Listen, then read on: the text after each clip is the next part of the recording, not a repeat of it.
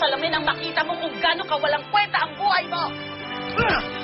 Ito na lang magagawa ninyo. Ituring na lang ninyong kabayaran nito sa pag-iwan nyo sa amin.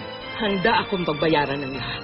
Huwag na huwag ko lang makikita na nagsasakitan kayo. Ayokong maging katulad ka ng iyong ama. Sinasayang yung pera ko sa kaka-enroll. Pero bagsak pala lahat. Aalis ako! Tingnan ko kung paano magiging buhay ninyo! Gordon! Gordon! Bumalik ka dito! Ang bilis natin naniwala na nagbago na si Daddy nung bumalik si Lola, no? Kaya nga pinipilit kong tapusin ang simbang gabi. Pinagdarasal ko na makaalis na ako dito sa bahay na to. Ayokong dito lumaki ang magiging anak ko. Ate, hindi ko lang kasi maintindihan. Ang sabi kasi nila, ang mga magulang hindi kayang tiisin ang sarili nilang anak. Pero bakit tayo, kaya tayong tiisin ni Daddy?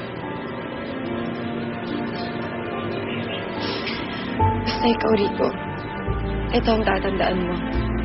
Pag nagkaroon ka na ng asawa at ng sarili mong pamilya, huwag na huwag mong gagawin sa kanila yung ginagawa sa'yo ni Daddy. Hindi talaga. Hindi ako tutulad kay Daddy.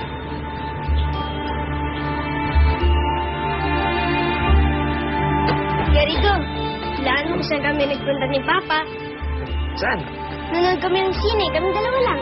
Wow, isap ng banding niya ng Daddy mo, ah.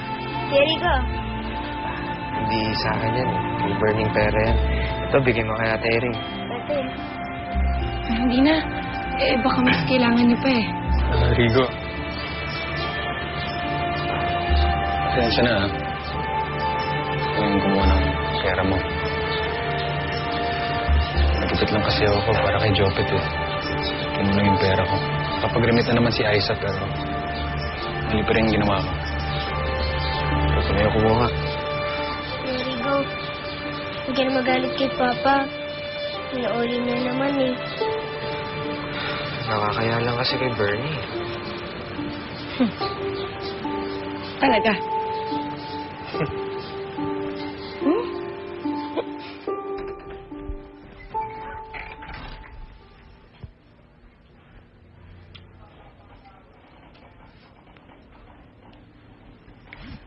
Aalis ka rin?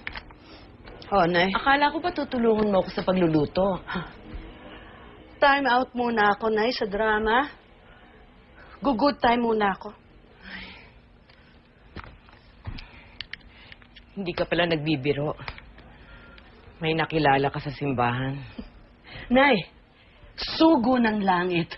Sa simbahan ko nakilala, Nay.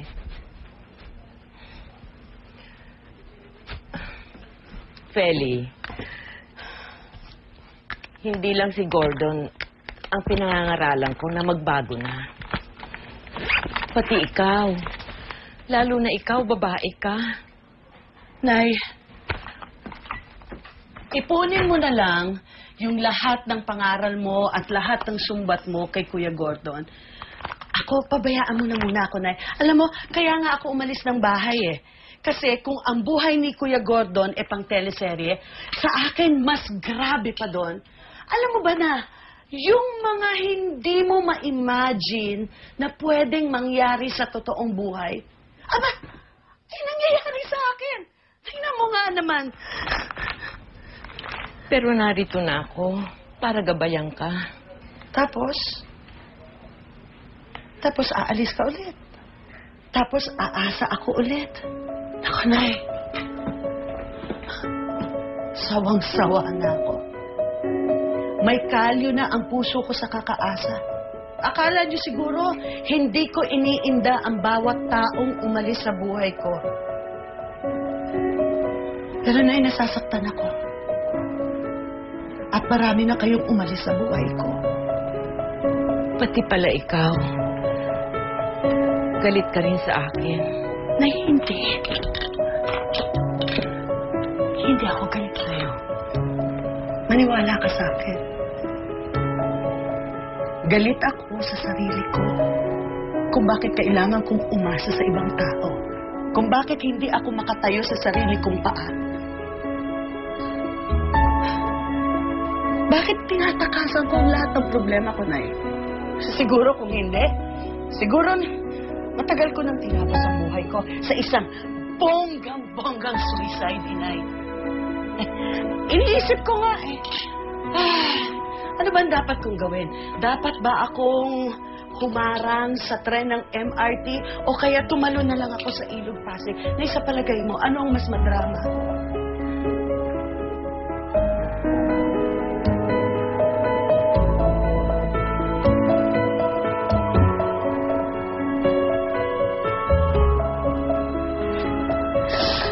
Nay, ginawa mo ang pinaka-ayokong ginagawa sa akin ng ibang tao. Nung kaawaan ako. Ayaw ko ng awa, Inay eh. Ang gusto ko pagmamahal.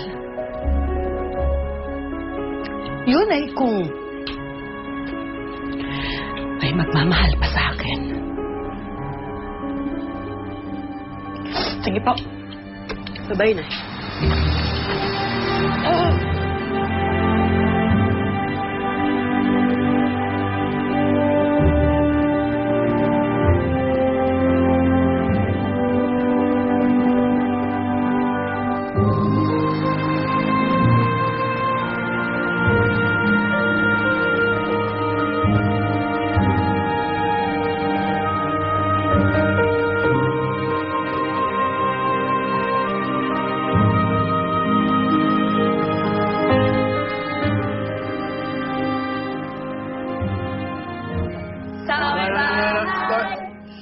Leave me alone, okay?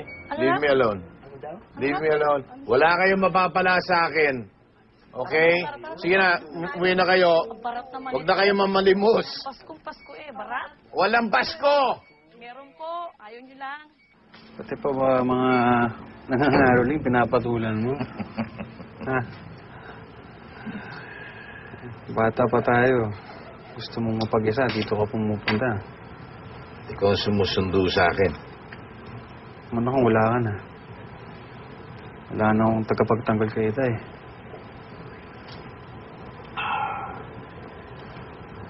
Mukhang babalik si Itay. Ano si Nanay?